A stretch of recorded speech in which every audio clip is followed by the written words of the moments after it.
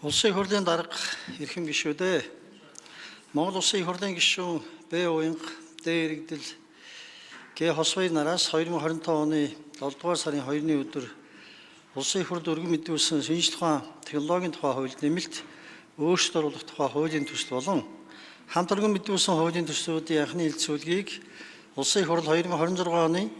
4-р сарын 16, 17 оны өдрүүдийн чуулганы нэгдсэн хурлаанаар хэлцэж эцсийн хэлцүүлэгт бэлтгүүлэхээр хүний хөгжил нийгмийн бодлогын байнгын ороонд шилжүүлсэн билээ. Хүний хөгжил нийгмийн бодлогын байнгын ороо 2026 оны 4-р сарын 21-ний өдрийн хурлаанаараа Монгол Улсын их хурлын чуулганы хурлааны дэгийн тухай хуулийн 42 дугаар зүйл заасны дагуу хуулийн төслүүдийн эцсийн хэлцүүлгийг явуулсан бөгөөд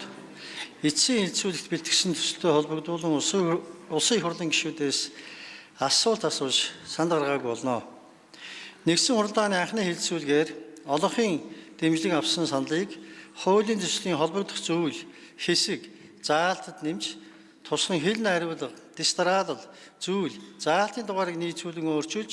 эцсийн хэлцүүлэгт бэлтгэсэн хуулийн төслийг та бүхэнд тараасан болно. Улсын их хурлын дарга эрхэм гишүүдээ шинжлэх ухааны технологийн тухай хуульд нэмэлт өөрчлөлт оруулах тухай хуулийн төсөл болон хамт өргөн мэдүүлсэн төрийн болон орон нутгийн өмчийн хөрөнгөөр бараа ажил, үйлчлэгээ худалдан авах тухай хуульд нэмэлт оруулах тухай, шинжлэх ухааны академийн эрх зүйн байдлын тухай хуульд нэмэлт оруулах тухай хуулийн төслүүдийг эцсийн хэлцүүлэгт бэлтгэсэн талаарх хүний хөгжил нийгмийн бодлогын байнгын орооны танилцуулгыг хэлтсэн шийдвэрлэж өгөхийг та бүхнээс хүсье. Анхаарал хандуулсанд баярлалаа.